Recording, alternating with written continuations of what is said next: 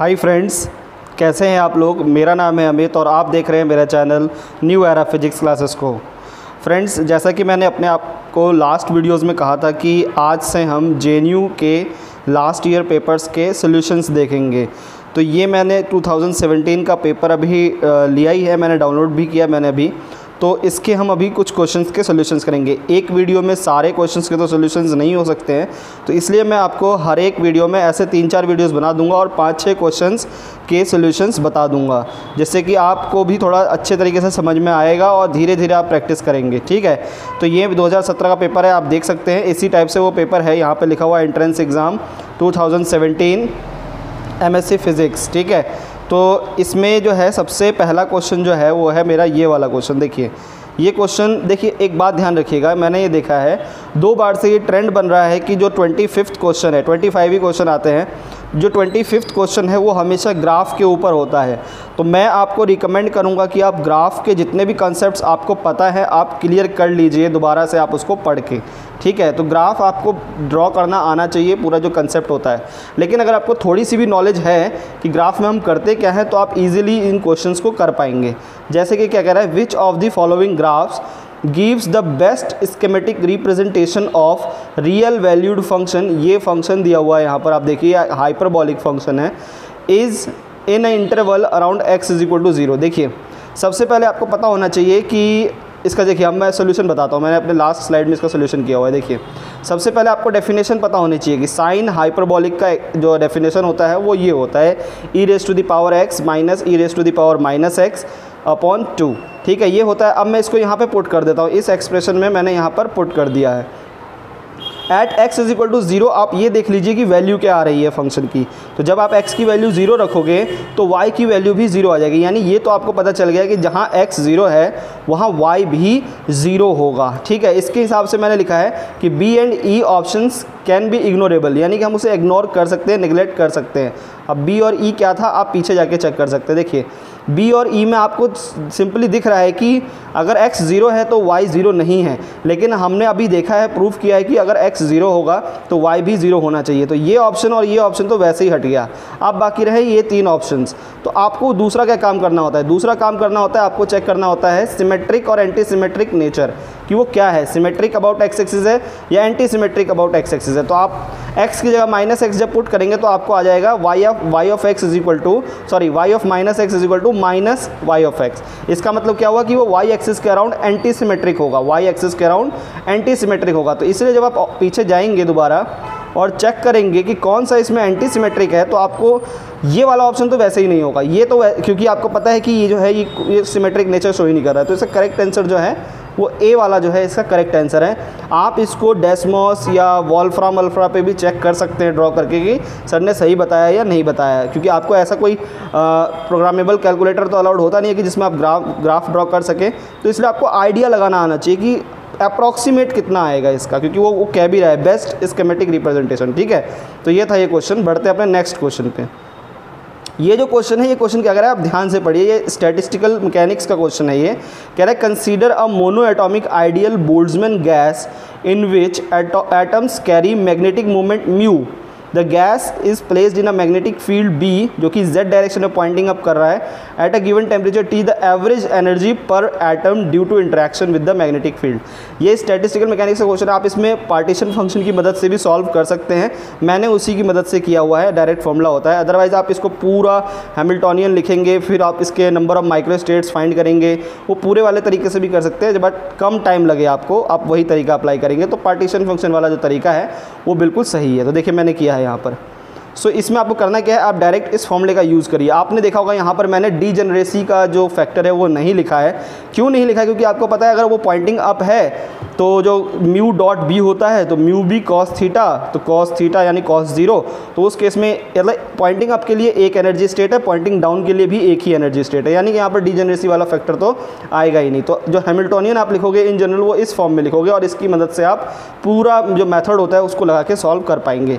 लेकिन मैंने डायरेक्ट इस फॉर्मूले का यूज़ किया है। आप देख सकते हैं यहाँ पर जो E1 होगा वो आपके पास म्यू भी होगा, e⁻⁻ बीटा की वैल्यू होती है 1/kT। मैं यहाँ लिख देता हूँ beta is equal to 1/kT। ये तो आपको पता भी होगा, आपने अगर स्टैट मैक पढ़ा है तो तो ये मैंने वैल्यू पुट करी है और आपको पता होना चाहिए कि जो एक्सप्रेशन आपके पास फाइनली आने वाला है वो ये आएगा, ठीक है, ये आएगा इन टर्म्स ऑफ एक्सपोनेंशियल्स। और आपको ये वाला जो टर्म है इस तरफ, जो ये वाला टर्म है, ये जो पूरा टर्म है, इस पूरे टर्म का जो एक्सप्रेशन होता है वो 10 हाइपरबॉलिक होता है, ठीक है। जो मैं आपको दिखा देता हूँ, मैंने पीछे लिखा हुआ है, शायद नहीं लिखा हुआ है, चलिए कोई नहीं। आपको पता होगा कि e की पावर x माइनस e की पावर माइनस x अपॉन 2 जो होता है वो साइन हाइपरबॉलिक x होता है। सिमिलरली e की पावर x प्लस e की power minus x upon 2 cos hyperbolic x होता है। तो आप उसको जब डिवाइड करेंगे ना तो 10 हाइपरबॉलिक x आ जाएगा, लेकिन माइनस साइन आपको कॉमन लेना पड़ेगा ताकि ये 10 हाइपरबॉलिक बन जाए। तो इसलिए इसका जो करेक्ट आंसर है वो a है। आप पीछे जाएंगे, आप चेक करेंगे, इसका जो करेक्ट आंसर है वो a है, सॉरी करेक्ट आंसर इसका a है, ठीक है। बढ़ते हैं नेक्स्ट प्रॉब्लम पे। अब देखिए इसमें जो 22 वाला क्वेश्चन है, 22 वाले क्वेश्चन में देखिए इस डिफरेंशियल इक्वेशन को सॉल्व करना थोड़ा कॉम्प्लेक्स बनता है। देखिए ध्यान रखिएगा, ये है तो इजी, मैं आपको ये नहीं बोल रहा हूँ कि आप नहीं कर पाएंगे, लेकिन जब भी आपके पास सोल्यूशन की बात आए ना, आपको 3-4 ऑप्शंस दिए हों और आपसे बोल रहे बताओ इनमें से जनरल सोल्यूशन कौन सा है, तो आप एक काम करिए, जो सोल्यूशंस हैं उनको डिफरेंशियल इक्वेशन में पुट करके देख लीजिए। अगर वो डिफरेंशियल इक्वेशन को सेटिस्फाई कर रहा है तो यानी वही एकमात्र सोल्यूशन होगा। तो जब मैंने ऐसा कुछ किया, एलिमिनेशन मेथड लगाया, तो आप देखेंगे जो इसका करेक्ट आंसर है वो ई ही आएगा। आप चेक कर सकते हैं, डबल डिफरेंशिएशन फाइंड करिए और इस एक्सप्रेशन में देखिए कि ये सेटिस्फाई हो रहा है या नहीं हो रहा है। नेक्स्ट क्वेश्चन थोड़ा सॉल्यूशन वाला है, क्योंकि इसमें थोड़ा आपको थोड़ा दिमाग लगाना पड़ेगा। What is the residue of complex function f of z is equal to exponential की पावर 1/z है at x is equal to 0। तो सबसे पहले हमारा काम ये होगा कि हम ये चेक कर लें कि क्या x इज इक्वल टू 0 इसका पोल है।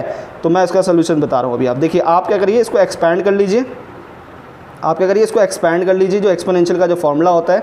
एक्सपैंड करने के बाद आप z टेंड्स टू 0 पे देखिए कि क्या ये इन्फिनिट की तरफ अप्रोच कर रहा है। तो जब आप देखेंगे तो यस, ये इन्फिनिट की तरफ अप्रोच कर रहा है, क्योंकि ये सब हायर पावर्स हैं और 1/0 is infinite and then more infinite, तो मोर इन्फिनिट तो इन्फिनिट ही आ जाएगा। तो यानी z इज इक्वल टू 0 जो गिवन है, जहाँ पर हमें रेजिड्यू निकालना है, वो उसका एक पोल है, ठीक है। तो मुझे सिंपली मैं एक पोल का फॉर्मूला यूज़ कर सकता हूँ। ये वाला जो फॉर्मूला होता है मेरे पास रेजिड्यू निकालने का पोल पे, अगर a उसका एक पोल है, तो जब आप इसे लगाएंगे और पूरा सॉल्व करेंगे ना, तो आपको पता चल जाएगा कि जो इसका आंसर आने वाला है वो इनफाइनाइट आने वाला है, यानी कि इसका रेजिड्यू है वो इनफाइनाइट है, इसलिए इसका करेक्ट आंसर क्या है, ई है। आप इसको सॉल्व कर लीजिएगा, इसका जो करेक्ट आंसर है वो ई है। तो नेक्स्ट क्वेश्चन पे हम बढ़ते हैं अब। नेक्स्ट क्वेश्चन कह रहा है मेरे पास, the line integral I is equal to F D X of the vector, F D X of the vector, ये वैक्टर दिया हुआ है मेरे पास, Y Z plus Z X plus x Y is evaluated along the curve parameterized by this, x is equal to a sin t, y is equal to b cos t and z is equal to c, where a b c are constant, then the value of I। देखिए मैंने इसको solve किया क्योंकि मैं अभी बहुत ही important work में लगा हुआ हूँ, यहाँ पर बाहर आया हूँ दिल्ली से, तो यानी कि मेरे पास इसको थोड़ा टाइम मतलब देना चाहिए था। मैंने इसको सॉल्व किया है, मैं कहीं गलत कैलकुलेशन कर रहा हूँ बीच में। तो आपको क्या करना है, बहुत ही इजी क्वेश्चन है, मैं आपको आइडिया दे देता हूँ। मैंने इसको पूरा सॉल्व किया, बट शायद मैंने बीच में कोई साइन का, क्योंकि मैं थोड़ा हरी में हूँ अभी, इसलिए मैं आप देख रहे हैं जल्दी जल्दी वीडियो बता रहा हूँ। इसको आपको करना क्या है, देखिए मैं आपको आइडिया बता देता हूँ। सबसे पहले आपको ये फंक्शन, ये वेक्टर दिया हुआ है, वेक्टर फील्ड दी हुई है, ये पैरामीटराइजेशन दिया हुआ है। आपको इस फॉर्मूले में आपको डी एक्स की जगह, डी आर की जगह क्या लिखना है, डी एक्स आई प्लस डी वाई जे प्लस डी जेड के। आप इसमें पुट करिए तो आपके पास आ जाएगा y z d x, x z x d y plus x y d z. अब आपको पता है जेड जो है वो कांस्टेंट है, तो यानी डी जेड तो 0 ही हो गया, इसीलिए ये वाला टर्म तो वैसे ही हट गया, ये वाला टर्म जो है आपके पास वैसे ही हट गया। एक सेकेंड, सॉरी, जो ये वाला टर्म है ना, ये वैसे ही हट गया, आपका जो थर्ड वाला टर्म है, ठीक है। तो थर्ड वाला टर्म जब ऐसे ही हट गया तो हमें क्या मतलब है, हमें मतलब बस ये वाला टर्म हम निकाल लें और ये वाला टर्म हम निकाल लें। तो जब मैंने इसको पूरा सॉल्व किया, आप इसको कर सकते हैं, बहुत ही ईजी है। तो मेरा कुछ इस प्रकार आ रहा था, ये दोनों तो कैंसिल हो रहा है, और जब आप इसको सॉल्व करेंगे तो ये माइनस ए बी सी आ रहा है, लेकिन ऑप्शन में ए बी सी दिया हुआ है। तो आपको बस क्या चेक करना है कि इसमें साइन कहाँ गलती हो रही है मेरी, बस मैंने शायद कुछ जल्दबाजी में कर दिया हो ऐसा। तो इसका करेक्ट आंसर ए ही है, ए यानी कि ए बी सी, ठीक है। इसका जो करेक्ट आंसर है वो क्या है, ए है, ए बी सी वाला इसका सही आंसर है, ठीक है। तो बढ़ते हैं नेक्स्ट प्रॉब्लम पे। ये वाला क्वेश्चन बहुत ही ज़्यादा इजी था, लेकिन मैं तो आपको बता रहा हूँ, आपने देखा होगा मैंने फर्स्ट क्वेश्चन से स्टार्ट नहीं किया है, मैंने 25th कराया, फिर 24, 23, तो मैं अभी 4-5 क्वेश्चन मैंने आपको पीछे से क्वेश्चन सॉल्व करवाए हैं। ऐसे ही हम पूरा क्वेश्चन कर लेंगे 3-4 वीडियोज़ में। कह रहे let delta E n be the energy difference between two adjacent energy levels En and En+1 for an electron confined to a one dimensional infinite potential well, then the ratio of delta En upon En in the limit of large quantum number यानी n tends to infinity. इसमें आपको use क्या करना है, n tends to infinite कह रहा है, बहुत ही लार्ज वैल्यू है n की। तो हम देखते हैं इसको सॉल्व करते हैं। देखिए हमें पता है इन्फिनिट पोटेंशियल वेल में अगर कोई पार्टिकल कन्फाइंड होता है तो उसका जो एनर्जी होता है वो इस फॉर्मूले से हम लिखते हैं। तो En निकाला तो ये होगा En+1, बस n की जगह n+1 करना है। डेल्टा En निकाला, दोनों का डिफरेंस, तो ये आ जाएगा। दोनों का रेशो निकाला तो आपका ये आ जाएगा, क्योंकि pi square H cross square और 2ml स्क्वायर कैंसिल हो जाएगा, इसको और डिवाइड करेंगे जब आप। अब आपको इसमें क्या करना है, लिमिट फाइंड करनी है, limit n tends to infinity delta En/n। जब आप सॉल्व करेंगे ना, लिमिट फाइंड करना तो आपको आता होगा, आप एल ऑर्बिटल भी लगा के सॉल्व कर सकते हैं, क्योंकि इन्फिनिट बाई इन्फिनिट का फॉर्म बनता है। तो आंसर आपके पास करेक्ट डी आ जाएगा, यानी डी आंसर आपका इस डी, हाँ यस डी इसका करेक्ट आंसर है। ठीक है, तो ये आपके है, सॉरी, ये आपके कुछ मैंने आपको सोल्यूशन बताए हैं, और कुछ सोल्यूशंस मैं आपको अभी और भी आने वाले वीडियोस में बताऊंगा। आपको क्या करना है, अगर आपको इन 5 सोल्यूशन या 6 सोल्यूशन में से किसी में भी समझ में नहीं आ रहा है कि सर आपने ये कैसे किया है, तो आप नीचे कमेंट कर दीजिएगा, मैं आपको दोबारा उसको एक्सप्लेन कर दूंगा वहाँ पर। ठीक है, तो ये मैंने अभी आपको 5-6 क्वेश्चंस के सोल्यूशंस बताए हैं।